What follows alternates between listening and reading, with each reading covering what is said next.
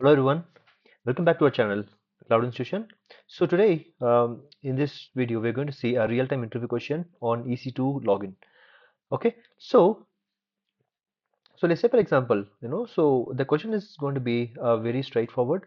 So I don't have a public IP attached to my EC2 instance machine. Okay, so I've created EC2 instance machine, but I do not have public IP attached to this machine. Okay, so will I be able to SSH into my instance with only with the private IP? So here, if you have to understand the question is that, so the question is not about whether you have enabled SSH, so is it SSH, I mean, you have internet connectivity or not. Okay, so the question is will be very simple. Okay, so I have a EC2 instance with only a private IP. Okay, maybe that I forgot to attach public IP, or the public IP is not been available from the subnet itself, right? So the question is, will I be able to SSH into my instance only with the private IP? Okay, so the answer would be yes. Okay, you can use Bastion instance to connect to SSH. So how can you use Bastion instance? So in our previous session, so we have already discussed about what is Bastion instance. Okay, so or Bastion host or jump server. Okay, so for example, if you can go for here, so if consider that this is your VPC. Okay, so this is your VPC. Okay, so in this VPC, let's consider that so we have a private subnet and public subnet over here. Okay, so this is VPC and is public and private.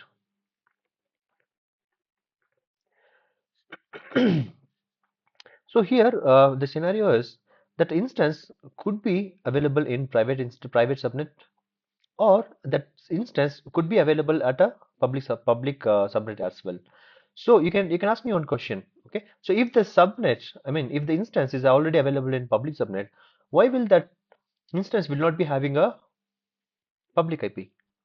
Okay, so you have to remember it very clearly that it is not necessary that, okay, so it is not necessary that all the private, all the public instances, I mean, instances which has been deployed in the public subnet should be having the public IP.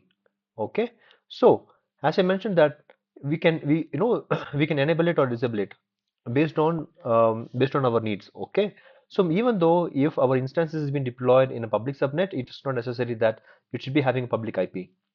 Okay, so likewise, if it is a private subnet, okay, even though if you attach the public IP to the private instance itself, which has been deployed in a private subnet, so it doesn't matter that it doesn't mean that it is having the public access. Okay, so we have already discussed all these things in our previous session, but for now, how we can connect to the instance which has not been having a public IP. Okay, so now I'm creating one instance over here. Okay, so with the public IP. Okay, so what I'm going to do is that I'm going to create one instance with the public IP. Public IP. Okay, I'm converting this one as a jump server or bastion server. Okay, so what I'm going to do is that I'm going to copy, I'm going to create a connectivity from public subnet, this instance to this instance. Okay, I'll make sure that the connectivity is available, from this subnet to this subnet. Okay, I'll be enabling through the security groups and all this stuff. So now, then what I do is I'll be connecting this instance from here using a private IP, of the instance. Right. So likewise, in the same way, you should be able to connect to the same instance available in this subnet itself, right? So what happens is that if you're not having a public IP of this machine, what you can do is you can use the private IP of this machine. Okay, you can use the private IP of this machine that can be connected via the jump server. Okay, so that is one of the ways which you can use it. Okay, so the second one is you can attach you can attach elastic IP and then you can connect. Okay, so now the second option. Okay, so I hope you understand this option, right? So the second method, what we can do here is that, so this instance, okay, so even though this instance will be having a public IP, because the question is not been mentioned that whether that instance is available. I know, so the question is not been mentioned that whether the subnet is available in private subnet or public subnet. Okay, so I assume that I have SSH connectivity is there. Okay, so I can connect to SSH.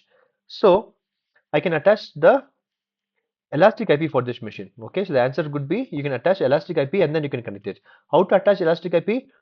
First of all, what is elastic IP? Elastic IP is the dynamic IP which you can attach to your instances even though if you don't have a public IP, or if you have a public IP it's already been available, still you can connect, you can attach the elastic IP to your instances. Okay, so here what you can do is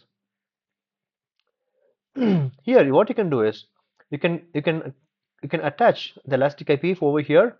Okay, so using this elastic IP you don't need to connect through this jump server. What you can do is you can directly connect, so from your laptop, for example, if this is your laptop, okay, if this is your machine, okay, you can directly connect to your instances. If you have a authentication method like a PEM key with you, you can just attach to this instance directly.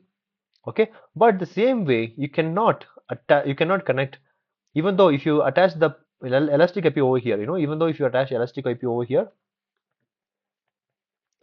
you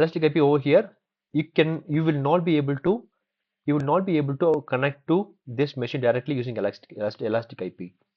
So the reason being, so this machine is already in private subnet. Excuse me. So this machine is already be in a private subnet. So because it is in a private subnet, okay, so this subnet doesn't have a internet gateway attached.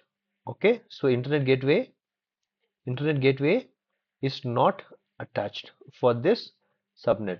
So because of that, even though if you connect elastic IP, you will not be able to connect to your instance using elastic IP. Okay, so hope you guys understand this scenario. Okay, this will be very complex, but the interviewer will dig you very deeper through this. So if he'll be checking with you that whether you do you really have a knowledge on AWS or not. Okay, so we as a company, as a cloud institution, so we are taking a practical sessions for so many experienced people, and we know all this. We do all this kind of a scenarios. Okay, so this is one method. So second, the third method is we can just create a VPN connection for your subnet and then you can connect it. Okay, so there are different ways where you can connect a VPN connection for your instances, right? So here what you can do is you can just connect the VPN. So for example, you can also create, so we have this server. Okay, so we can also have this server and you can create a open VPN connection. Okay, so you can deploy open VPN connection over here, open VPN connection over here, then you should be through, I mean, through this machine, you should be able to connect to this machine.